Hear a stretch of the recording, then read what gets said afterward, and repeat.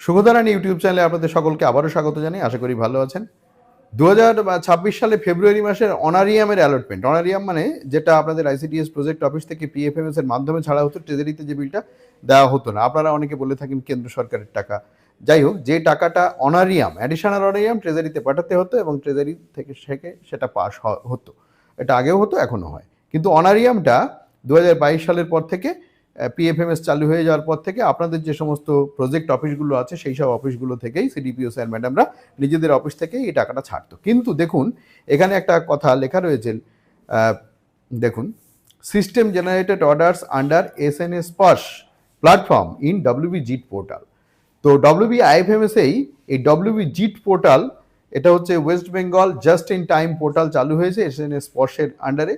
এবং এখান থেকে এই টাকাটা পাওয়ার জন্য যে পদ্ধতিগুলো রয়েছে সেই পদ্ধতিটা কি একটু জেনে নিন। সেটা হচ্ছে যে এখানে এসএনএস স্পর্শের যে টাকাটা প্রসেস করা হবে তার জন্য অপারেটর, মানে অপারেটরের লগ ইন থাকবে, একটা অ্যাপ্রুভার বা চেকারের লগ ইন থাকবে, সেখান থেকে ডিডিও লগ ইনে যাবে, সেখান থেকে ট্রেজারিতে যাবে, ট্রেজারি থেকে পিএফএমএস এর সার্ভারে যাবে, সেখান থেকে আরবিআই সার্ভারে যাবে, তারপরে সেই টাকাটা বেনিফিশিয়ারি বা আপনারা যারা সেই অনারিয়ামটা পান সেখানে যাবে। আগে যেটা হতো সেটা হচ্ছে পিএফএমএস থেকে এই টাকাটা যখন ছেড়ে দেওয়া হতো অফিস থেকেই, প্রজেক্ট অফিসগুলো থেকে, তখন সেই টাকাটা পিএফএমএস এর সার্ভারে হিট করতো, সেখান থেকে চলে যেত কনসার্ন একটা ব্যাংকের, ব্যাংক যখন এই টাকাটা ছেড়ে দিত তখন আরবিআইতে হিট করার সঙ্গে সঙ্গে এই টাকাটা আপনারা পেয়ে যেতেন। সময়টা মোটামুটি লাগতো, সকালে যদি ছাড়া হতো বিকেলের মধ্যে টাকাটা আপনারা পেয়ে যেতেন দিনের দিন। ট্রেজারিতে বিল পাঠালেও জেনারেলি সেটা হয়, ট্রেজারির থেকেও পিএফএমএস এ সকাল সকাল বিল ছেড়ে দিলে তাড়াতাড়িই হয়ে যেত, যা আমরা দেখে এসছি এতদিন পর্যন্ত বা আপনারা দেখেছেন। কিন্তু এখন যে সিস্টেমটা চালু হচ্ছে, এই ডব্লিউবিজিটের যে ডিডিও লগ ইন, সেই ডিডিও লগ ইনটা ট্রেজারিরা এখনও প্রজেক্ট অফিসগুলোকে দেয়নি, ওয়েস্ট বেঙ্গলে কেউ এখনও পায়নি আমার ধারণা।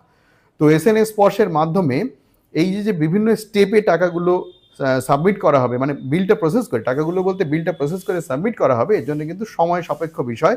প্রথম তো আমাদের সিস্টেম, মানে এসএনএস স্পর্শের যে সিস্টেমটা চালু হওয়ার দরকার প্রত্যেকটা অফিসে, সেই সিস্টেম চালু হয়নি।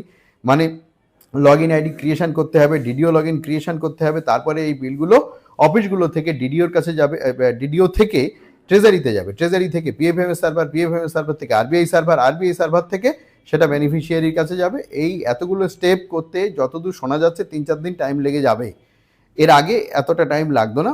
তো এইটা শোনা যাচ্ছে, হয়তো নতুন চালু হচ্ছে বলে এটা হচ্ছে, পরবর্তীকালে হয়তো আরও তাড়াতাড়ি হবে।